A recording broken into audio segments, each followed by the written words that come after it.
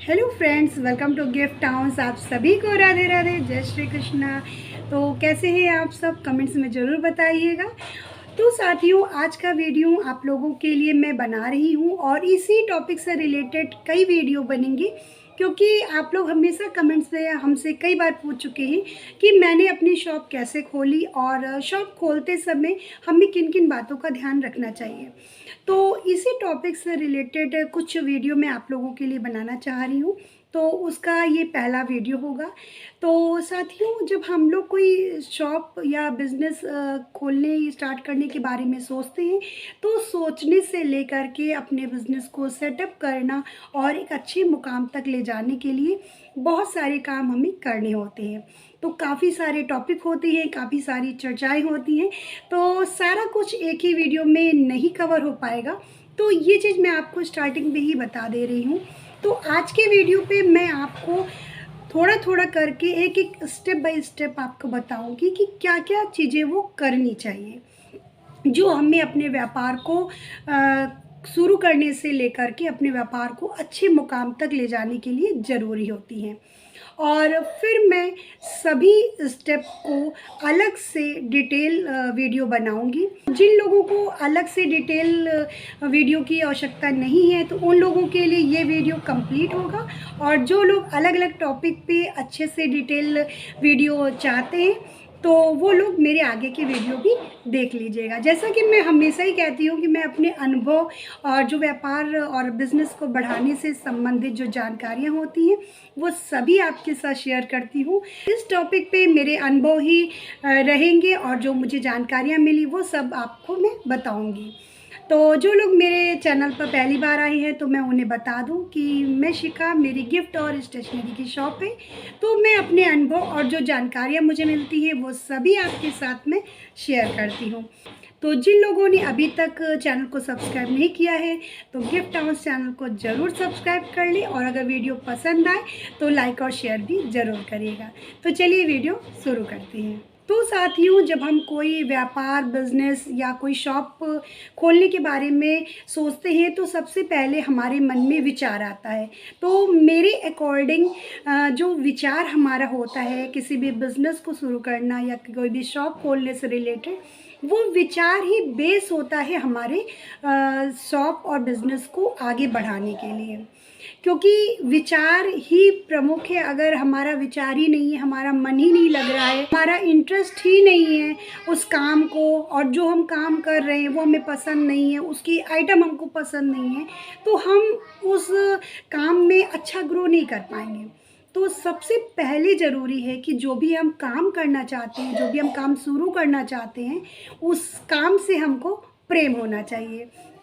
और फिर मैं यहाँ पे ये भी कहूँगी कि ज़रूरी नहीं है कि सब लोगों को अपने मनपसंद का काम ही करने को मिले। कभी कभी ऐसा भी होता है कि हम लोग किसी दूसरी चीज़ की हम लोग तैयारी कर रहे होते हैं, सोच रहे होते हैं, लेकिन वो चीज़ हमें नहीं मिलती है, तो कुछ काम हमें मजबूरी में करने पड़ते हैं। लेकिन हम जो काम करें ना, उससे ही प्रेम कर लें। जैसा कि कहते हैं कि तो मन का काम करो, या तो जो काम करो उसे प्रेम करो।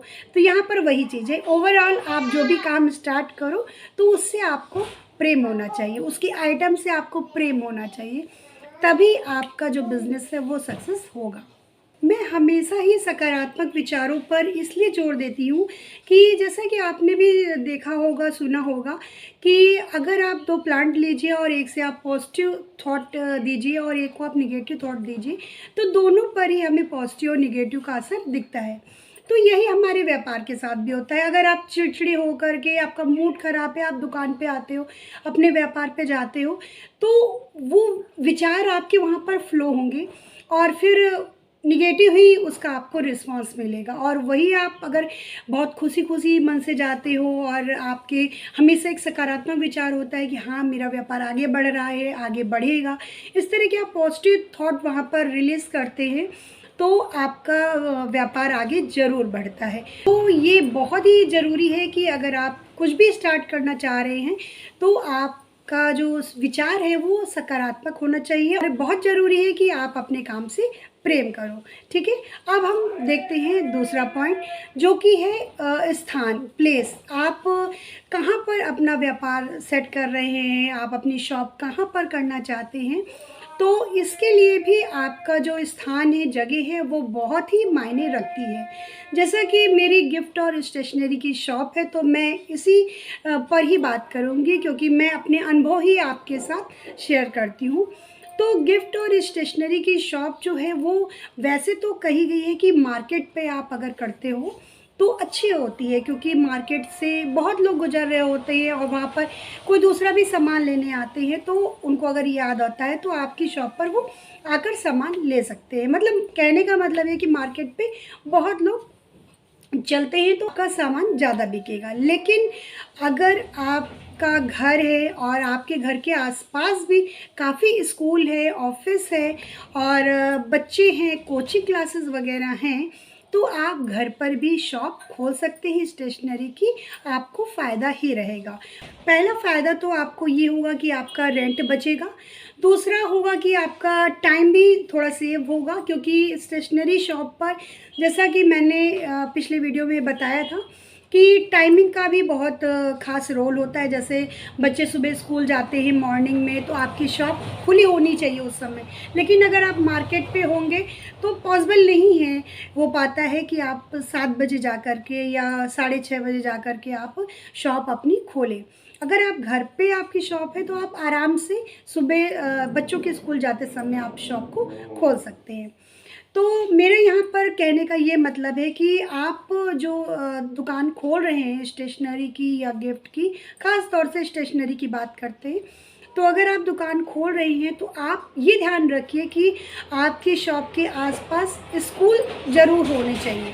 मतलब आधा किलोमीटर के रेंज में आपके पास अच्छे कई स्कूल होने चाहिए और कोचिंग क्लासेस वगैरह हों, और आप जहाँ पर खोल रहे हैं वहाँ पर बच्चे भी अच्छी खासी संख्या पे हों, तो आपकी स्टेशनरी शॉप और गिफ्ट शॉप, टॉय शॉप जो भी होगी वो बहुत अच्छी चलेगी। तो ये सबसे ज़रूरी पॉइंट है कि आपकी शॉप जहाँ पर हो वहाँ पर आसपास कोचिंग और स्कूल वगैरह होनी चाहिए। फिर आपकी चाहे वो शॉप मार्केट पे हो या घर पे हो, उतना मैटर नहीं करता है। तो ये पॉइंट हो गया कि हमें कैसे जगह सेलेक्ट करनी है अपनी शॉप के लिए।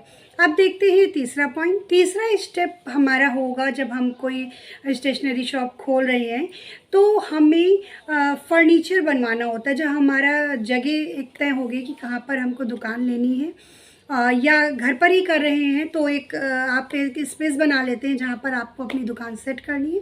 तो फिर आता है इसके बाद आता है आपका स्टेप कि आपको फर्नीचर बनवाना होता है।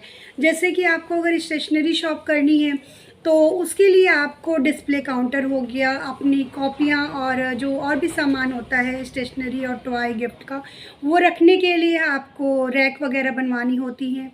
आपको शॉप के बाहर भी थोड़ा सा टांगने का मतलब आपको एक स्थान बनाना होगा, या कुछ सिस्टम आपको टांगने के लिए भी करना होगा, कि जिससे कि दूर से आपकी दुकान पता चले कि हाँ ये स्टेशनरी, गिफ्ट और टॉय की शॉप है। अगर आप बाहर कुछ भी शो ऑफ नहीं करते हैं, कुछ भी आपका सामान बाहर डिस्प्ले पे नहीं दिखता है, तो दूर से आपकी शॉप नहीं पता चलेगी। तो इसलिए ज़रूरी है कि कुछ भी आप बाहर भी टांगें। अपने कोई सामान है, जैसे अगर टेडी वगैरह हो जाते हैं या छोटे मोटे खिलौने हो जाते हैं, तो इस तरह आप मतलब दूर से भी आपकी शॉप नज़र आए, ग्राहक को अट्रैक्ट करे। तो इसलिए ज़रूरी है कि थोड़ा सामान आप बाहर भी टांगें। और जैसे क्राफ्ट का सामान होता है तो उसके लिए भी आपको अपनी शॉप पर एक एरिया देना चाहिए, जहाँ पर आप डिस्प्ले पर जो स्टिकर वगैरह होते हैं, स्टोन वगैरह होते हैं, वो आप लगा सकें, जिससे कि बहुत ही आराम से आपके जो ग्राहक हैं या जो छोटे बच्चे आते हैं वो पसंद कर सके क्राफ्ट का सामान। क्राफ्ट का सामान अगर आप डिस्प्ले पर लगाते हैं और अच्छे से लोग पसंद कर सकते हैं, तो उससे आपका ग्राहक कंफर्टेबल होता है और ज़्यादा सामान बिकने की चांसेस ज़्यादा होते हैं। ऐसे आप अगर एक एक सामान वो पूछेगा और मांगेगा, फिर आप एक एक सामान दिखाओगे तो आप भी दिखाते दिखाते बोर हो जाएंगे, और वो भी बोलते बोलते बताते बताते कि ये भी चाहिए, हाँ वो चाहिए, तो थोड़ा सा प्रॉब्लम में वो भी इरिटेट हो जाता है। तो इसलिए कोशिश करिए कि क्राफ्ट के सामान को भी आप एक एरिया दीजिए, एक वॉल दीजिए जहाँ पर आप स्टोन लगा रखिए, एक एक सैंपल लगा रखिए और फिर उसको आप अंदर से आप निकाल कर दे सकते हैं। तो रेक हो गई और डिस्प्ले काउंटर हो गया, और थोड़ा सा जो आप नया प्रोडक्ट लाते हैं उसको भी डिस्प्ले पर लगाने के लिए आपके पास स्पेस होना चाहिए, जिसे आप कुछ कुछ दिन में चेंज करते रहें। जैसा कि मैं आपको ये बताती हूँ अपने भी वीडियो पे कि मैं भी टाइम टू टाइम जो कुछ नए नए आते हैं, फेस्टिवल आते हैं या कोई नए अवसर अगर उत्सव वगैरह आते हैं तो उसके अकॉर्डिंग मैं चेंज करती रहती हूँ। अपना जो डिस्प्ले काउंटर होता है उसको भी चेंज करती रहती हूँ। फर्नीचर आपका ऐसा होना चाहिए जिससे कि आपका स्टेशनरी, गिफ्ट और जो टॉय का सामान है वो बहुत ईज़िली आपके ग्राहकों को दिखे और आप बहुत आराम से उसको निकाल के दे सको। ये नहीं कि एक प्रोडक्ट आपका दिख रहा है और बाकी पीछे है, तो इस वजह से वो देख भी नहीं पा रहा है ग्राहक आपका जो आइटम चाहिए। और कभी कभी ऐसा भी होता है कि हम कोई चीज़ देखते हैं तो हमको याद आता है कि हाँ ये चीज़ हमारी आवश्यकता की है और हम ले लेते हैं। तो इसीलिए आप कोशिश करिए कि आपके यहाँ जितने भी आइटम हो उसका एक एक पीस ज़रूर मतलब ऐसी जगह पे आप रखो या ऐसा फर्नीचर बनवाओ कि आपके कस्टमर की नज़रों पे वो आइटम दिखे। तो इन सब में फ़र्नीचर का बहुत बड़ा रोल होता है। तो जो तीसरा स्टेप हमारा हुआ वो फर्नीचर का रहेगा कि हमें किस तरह हम ऐसा फर्नीचर बनवाएं जिससे कि हमारी शॉप का हर एक आइटम हमारे जो ग्राहक आ रहे हैं उनकी नज़रों पर पड़े। तो ये हो गया हमारा तीसरा पॉइंट जो हमें करना है। अब जान लेते हैं जो हमारा चौथा स्टेप है। हमारा नेक्स्ट स्टेप होगा सामान का। जो आवश्यक सामान होते हैं, हमारा जब फर्नीचर बन जाता है तो हमको सामान रखना होता है, क्योंकि बिना सामान के तो दुकान ही नहीं समझ में आएगी कि आपकी किस चीज़ की है। तो स्टेशनरी और जो गिफ्ट होते हैं उनके जो स्टार्टिंग जो सामान होते हैं वो आपको अपनी शॉप पर रखना चाहिए। तो आपको ऐसे घबराना नहीं है कि नहीं सारा सामान हम स्टार्टिंग में ही अपनी शॉप पर रख लें, क्योंकि किसी को भी नहीं पता होता है पहले ही शुरुआत में कि सारा सामान क्या होता है, कौन कौन से वो सारे आइटम है। धीरे धीरे से आपके कस्टमर ही आपको बताते रहेंगे कि आपको और क्या क्या चीज़ें लानी है। लेकिन कुछ जो बेसिक सामान होते हैं जैसे पेन हो गया, पेंसिल हो गया और कॉपी वगैरह हो गई, पेंसिल बॉक्स हो गया, टिफ़िन बॉक्स, बॉटल वगैरह, ये सब चीज़ें जो होती हैं इस पर मैं अलग से वीडियो बनाऊंगी कि कौन से वो आवश्यक सामान हैं जिनको हमें स्टार्टिंग में रखना ही बहुत ज़रूरी है। तो वो अलग से मैं उसका वीडियो बना दूंगी आपके लिए। लेकिन अभी आप ये समझ लीजिए जो बेसिक चीज़ें जो स्टेशनरी की होती हैं वो आपको अपनी शॉप पर रखनी है। थोड़ी बहुत जो गिफ्ट आइटम होते हैं जो कि बच्चे आपस में एक दूसरे को गिफ्ट कर सकते हैं, उस तरह के थोड़े बहुत गिफ्ट आइटम, और जो थोड़े बहुत जो खिलौने छोटे बच्चे जो आते हैं पेरेंट्स के साथ, जो उनके छोटे भाई बहन होते हैं उनके यूज़ के थोड़े बहुत खिलौने आपकी शॉप पर होने चाहिए। चाहे आपकी फुल्ली स्टेशनरी की शॉप हो तब भी आपको थोड़े बहुत टॉय रखने ही पड़ेंगे। तो ये बेसिक सा सामान है जो कि आपकी शॉप पर होना चाहिए। और सामान के लिए मैं हमेशा ही ये कहती हूँ कि आपको अपनी ख़रीदारी पर ज़्यादा ध्यान लगाना चाहिए, ज़्यादा फोकस करना चाहिए, क्योंकि अगर आपकी ख़रीदारी अच्छी होगी तभी आप कम रेट पर सामान अपने ग्राहक को दे पाओगे। और जब अच्छी क्वालिटी का सामान और रेट कम पे आपके यहाँ आपका ग्राहक पाएगा तो फिर आपकी एक अलग पहचान बनेगी और आपके ग्राहक का विश्वास भी आप पर बढ़ेगा। तो यहाँ पर सामान खरीदना और सामान की क्वालिटी पर हमें ज़्यादा फोकस करना चाहिए। और जो सामान आइटम की बात हुई तो वो धीरे धीरे से कस्टमर आपको खुद ही बताते रहेंगे। लेकिन हाँ, आप ये बात ज़रूर अपना माइंडसेट रखिएगा कि अगर एक कस्टमर ने भी कोई आइटम की डिमांड करी, आपके यहाँ आकर के पूछा कि ये आइटम है कि नहीं, तो वो सामान आपको अपने यहाँ ज़रूर रख लेना है। मतलब दूसरा कस्टमर उसी सामान का आपके यहाँ से वापस नहीं जाना चाहिए। अगर आप इस चीज़ को फॉलो करेंगे तो धीरे धीरे आपकी शॉप पर हर वो सामान हो जाएगा जो आपके कस्टमर को चाहिए। नेक्स्ट स्टेप हम देखेंगे अपने जो कस्टमर हैं उनको अट्रैक्ट करने के लिए, उनको आकर्षित करने के लिए हम क्या ऐसा चीज़ करें अपनी शॉप पर जो कि हमारे जो ग्राहक हैं उनके लिए बहुत ही आवश्यक चीज़ें हों और जिससे कि वो हमारी शॉप पर आएँ। तो आप अपने कस्टमर को अपनी शॉप पर अट्रैक्ट करने के लिए एक काम ये कर सकते हैं कि आप फ़ोटोकॉपी मशीन रख सकते हैं। फ़ोटोकॉपी मशीन से रिलेटेड मैंने एक वीडियो बनाया है जिस पे कि मैंने बताया है कि चुंबक की तरह ये आपके कस्टमर को आकर्षित करता है और नए ग्राहक को आपकी शॉप पर लाता है। इसका फ़ायदा मुझे भी बहुत मिला है और मिल भी रहा है। तो जो लोगों ने भी इस चीज़ को फॉलो किया होगा वो लोग भी इसके बेनिफिट पा रहे होंगे ज़रूर। तो आप स्टार्टिंग पे ज़रूर अपनी शॉप पर photocopy machine, print out machine ज़रूर रखिएगा, क्योंकि इससे क्या होता है कि आपके यहाँ नया कस्टमर आता है जिसको आपकी शॉप का कोई भी सामान नहीं चाहिए होता है, ना उसे गिफ्ट का आइटम चाहिए होता है, ना स्टेशनरी का, ना टॉय का, लेकिन तब भी वो आता है क्योंकि फ़ोटोकॉपी एक ऐसी चीज़ है जो कि हर व्यक्ति को 2 या 3 दिन में आवश्यकता होती ही है किसी न किसी रूप में। तो व्यक्ति अपने नियर ही चाहता है कि उसको फ़ोटोकॉपी उसके डॉक्यूमेंट्स की हो जाए तो वो आपकी शॉप पर आएगा। और जब वो आपकी शॉप पर आता है तो जैसा कि मैंने वीडियो में बताया है कि अच्छा खासा आपको 5 से 10 मिनट टाइम मिलता है अपनी शॉप के बारे में उस कस्टमर को बताने का, और उस कस्टमर को भी टाइम मिलता है आपकी शॉप के जो आइटम है उनको देखने का। तो ये बहुत ही अच्छा एक तरीका होता है जिससे आप अपने कस्टमर को आकर्षित कर सकते हैं। और एक और भी तरीका होता है जैसे कि आप प्रिंटिंग मशीन चाहें तो आप रखो, नहीं तो आप जो कप प्रिंटिंग या टी शर्ट प्रिंटिंग वगैरह का भी काम अपनी शॉप से करा सकते हैं। आप अगर नहीं भी मशीन रखना चाहते हैं तो कोई बात नहीं, बहुत सारे ऐसे लोग होते हैं जो कि ऑर्डर पे काम करते हैं, तो आप अपनी शॉप पे इस तरह के भी कई सारी चीज़ें आप कर सकते हैं। तो इससे भी नए कस्टमर जो होते हैं आना आपकी शॉप पर ज़्यादा पसंद करते हैं। अगला स्टेप हमारा होता है प्रचार का। हमने शॉप खोली है, कस्टमर को हम चाह रहे हैं कि हमारी शॉप पर आए, हमने अच्छे से सामान वगैरह भी सब चीज़ें रख ली, लेकिन प्रचार नहीं होगा आपके शॉप का तो कैसे लोग जानेंगे? तो इसलिए आपको अपने जो आसपास है कम से कम 1 किलोमीटर के दायरे पे आपको बोर्ड वगैरह हो गया, बैनर हो गया, होर्डिंग वगैरह हो गया, जितना भी आपका बजट बने उस हिसाब से आपको करना चाहिए। तो इससे भी होता है कि नए इलाके के लोग आपको जानते हैं, आपकी शॉप के बारे में जानते हैं। जैसे कि बहुत लोग होता है कि न्यूज़पेपर में पम्पलेट वगैरह छपवा कर वो डिस्ट्रीब्यूट कर देते हैं, और तो इस तरह के कई सारे प्रचार के तरीके होते हैं, तो उनको आप अपना सकते हैं और अपने बजट के अकॉर्डिंग ही मैं तो कहूँगी इसे करना चाहिए। जैसे कि अगर मैं अपने पे बताऊँ, अपना अनुभव बताऊँ, तो मैंने बहुत ज़्यादा प्रचार पे खर्च नहीं किया है। मतलब बस मेरी शॉप के बाहर ही बोर्ड है और थोड़ा बहुत जो नियर जो चौराहे थे उस पे मैंने बोर्ड लगा दिया, और मैंने बहुत ज़्यादा बोर्ड नहीं लगाए, ना पम्पलेट किया।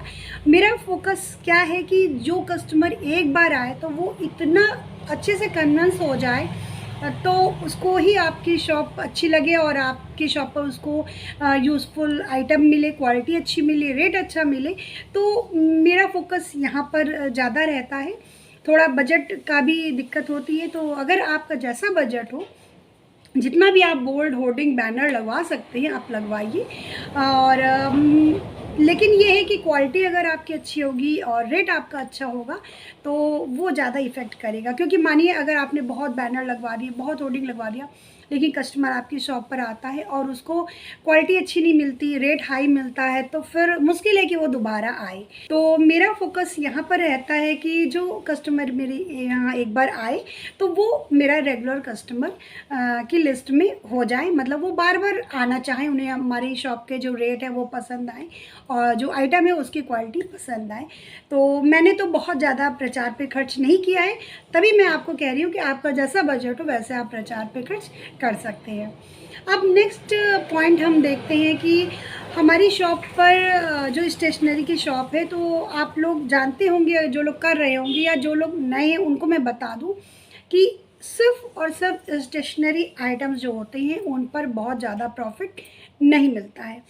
मतलब अगर ओवरऑल अच्छे से एवरेज ले और अगर आप कस्टमर को भी अच्छा कंसेशन देते हैं तो आपको 20% ही मार्जिन बचेगा, तो बहुत ज़्यादा प्रॉफिट नहीं होता है। तो बहुत ज़रूरी आपको होगा कि आप अपनी शॉप पर गिफ्ट आइटम और टॉय वगैरह और बर्थडे का डेकोरेशन का जो सामान होता है वो ज़रूर रखें।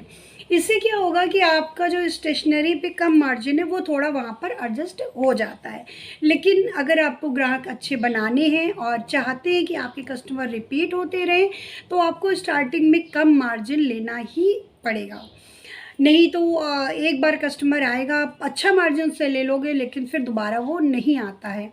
तो ये आइटम है जो कि बर्थडे डेकोरेशन हो गया, गिफ्ट हो गया, टॉय हो गया, ये आपको आपके जो स्टेशनरी आइटम पे कम मार्जिन मिल रहा है उसको थोड़ा बराबर कर देते हैं। तो ये आपकी चीज़ें हो गई जो कि आपको ज़्यादा कमाई कराएंगे। अब नेक्स्ट पॉइंट हम देखते हैं, हमारी दुकान पूरी सेटअप हो गई है और हमने कमाई करने वाले आइटम भी रख लिए हैं, ग्राहक को आकर्षित करने के लिए फ़ोटोकॉपी मशीन रख ली, लेकिन अब हमें अपनी दुकान को और आगे बढ़ाना है, बिज़नेस को और आगे ग्रो करना है। तो इसके लिए क्या होता है कि हमें कुछ समय बाद, साल भर बाद, जब आपके कस्टमर आपके शॉप पर विश्वास करने लगे, रिपीट होने लगे, तो आप ये भी काम कर सकते हैं कि जैसे न्यू सेशन होता है तो उस पर आप स्कूल से, जो आपके आसपास स्कूल है उनसे कांटेक्ट कर सकते हैं स्टेशनरी के लिए, उनकी बुक्स अपनी शॉप पर रख सकते हैं। और इससे रिलेटेड मैंने एक वीडियो बनाया है, तो उसको भी आप लोग चाहे तो देख लीजिएगा। तो अगर आप स्कूलों की बुक्स अपने यहाँ रखते हैं तो उससे आपका जो बिज़नेस है वो बूस्ट होगा, बहुत ज़्यादा, मतलब मल्टीपल आपको प्रॉफिट मिलेगा। तो अगर आप कांटेक्ट कर पाते हैं, बात कर पाते हैं और उनसे डील कर पाते हैं स्कूल वालों से, तो आपको बहुत बहुत ही ज़्यादा फ़ायदा मिलता है। मतलब कि अचानक से ग्रोथ आपको आपकी शॉप पर नज़र आएगी। तो आप ऐसे भी काम कर सकते हैं, स्कूल से बात कर लीजिए, ऑफिस जो है उनसे बात कर लीजिए, स्टेशनरी वगैरह वहाँ पर सप्लाई करने लगिए, कोचिंग वगैरह होते हैं उनसे आप कांटेक्ट कर सकते हैं, वहाँ से आपको फ़ोटोकॉपी का बहुत सारा काम मिल जाएगा। तो ये सारी जो तीनों चीज़ें हैं, स्कूल से कांटेक्ट करना, ऑफिस से कांटेक्ट करना, कोचिंग वगैरह से आप डील करना, ये सारी जो चीज़ें होंगी वो आपके बिज़नेस को एक थोड़ा हाई लेवल पर लेकर के जाएंगी। तो ये भी चीज़ आप ज़रूर ट्राई करिएगा, लेकिन ये चीज़ ट्राई करने से पहले आपके शॉप का पूरा सेटअप हो जाना बहुत ज़रूरी है, क्योंकि जैसे जैसे आप अगर बढ़ेंगे तो आपके पास सामान तो होना चाहिए, क्वालिटी तो होनी चाहिए, हर आइटम तो होना चाहिए। मानिए आप बहुत लोगों से जुड़ गए और आपके पास उतना सेटअप ही नहीं है, तो ये आप तभी करिएगा जब आपका पूरा जो दुकान है वो सेट हो जाए अच्छे से। तो ये सारे स्टेप बाय स्टेप पॉइंट थे जो मैंने आपको बताए हैं। और अब मैं थोड़ा सा अब चर्चा कर लेती हूँ कि क्या प्रॉफिट होता है, कितना प्रॉफिट रहता है। तो जैसा कि मैंने बताती हूँ कि स्टेशनरी पे अगर आप अच्छा मार्जिन देंगे अपने कस्टमर को, अच्छे मतलब रेट काफ़ी कम कर देंगे, तो भी आपका 20% बच जाता है। और टॉय और गिफ्ट आइटम जो होते हैं उस पर आपका 35-40% आपका उस पर बच जाता है। तो ओवरऑल ठीक रहता है, ऐसा नहीं है, ज़्यादा कस्टमर आएंगे तो और ज़्यादा अच्छा चलेगा आपका, तो अच्छा प्रॉफिट होता है। फिर तो आपके विचार ही बताएंगे कि आपकी ग्रोथ कहाँ तक जानी है, क्योंकि जितना हम ऊंचा सोचते हैं वहाँ तक ही हम पहुँच पाते हैं। अगर आप एक लो मेंटेलिटी रखेंगे कि नहीं ठीक है, कॉमन है, सामान्य है, तो आप सामान्य ही रहोगे। और नहीं, अगर आपको एक बड़ा बिजनेस सेटअप करना है तो वो भी हो ही जाएगा। तो ये था पूरा ओवरऑल स्टेप बाय स्टेप कि आपको कैसे कोई शॉप सोचने से लेकर के शॉप को बड़ा करने तक आपको क्या क्या चीज़ें करनी है, तो आई होप वीडियो आपको यूज़फुल लगेगा और कुछ अच्छी जानकारी आप लोगों को इस वीडियो पे ज़रूर मिली होगी। तो वीडियो पसंद आया हो तो लाइक और शेयर ज़रूर कर लीजिएगा, और जिन लोगों ने अभी तक मेरे गिफ्ट टाउन्स चैनल को सब्सक्राइब नहीं किया है तो प्लीज़ चैनल को सब्सक्राइब कर लीजिएगा, क्योंकि ये लॉन्ग टर्म पे चलेगा। बहुत सारे अनुभव होंगे, बहुत सारी जानकारियाँ होंगी और सभी कुछ मैं आपके साथ शेयर करती रहूँगी। तो ये जो वीडियो था इस पर मैंने आपको बेसिक स्टेप बाय स्टेप आपको बता दिया है। इसके बाद मैं हर एक स्टेप पे अलग से वीडियो बनाऊंगी, उस पर ब्रीफली आपको मैं डिस्कस करूंगी कि हमें क्या करना चाहिए, जैसे कि वो कौन कौन से बेसिक आइटम होते हैं स्टेशनरी गिफ्ट और टॉय के, जो कि हमें अपनी शॉप पर स्टार्टिंग पे रखना चाहिए। हमें कैसे अपना फर्नीचर डिज़ाइन करना चाहिए, हमें किस तरह से लोगों से डील करना चाहिए। तो ये काफ़ी सारे चीज़ें हैं जिस पे हम ब्रीफली बात करेंगे। तो इसके अलग से वीडियो में एक एक स्टेप के ही लाऊंगी। अब मतलब जो वीडियो आएगा वो फर्स्ट सेकंड थर्ड स्टेप करके ही आएगा। तो वीडियो कैसा लगा है कमेंट्स में ज़रूर बता दीजिएगा, और जो भी कुछ अलग से जानकारी चाहते हैं वो भी कमेंट्स में ज़रूर आप पूछ सकते हैं।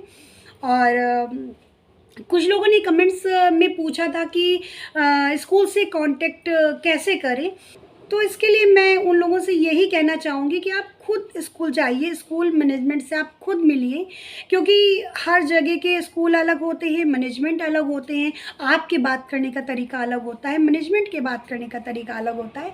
तो इसका एक कॉमन नहीं बताया जा सकता है। आप जाइए, बात करिए, और अगर एक बार डील नहीं होती है तो कोई बात नहीं, आप सीखेंगे, और जो कुछ सीखिएगा उसे अगली जगह अप्लाई करिएगा तो होगा, धीरे धीरे हो जाएगा, आपकी भी डील हो जाएगी। तो आप जाइए, खुद जाकर के प्रयास करिए, मैनेजमेंट से बात करिए, और अगर वो लोग कन्विंस हो जाते हैं तो उसका बहुत बड़ा फ़ायदा आपको मिलेगा आपकी शॉप पर। तो मैं शिखा मिलती हूँ अगले वीडियो पर कुछ नई जानकारी के साथ, कुछ नए अनुभव के साथ। तब तक के लिए आप सभी को राधे राधे, जय श्री कृष्ण।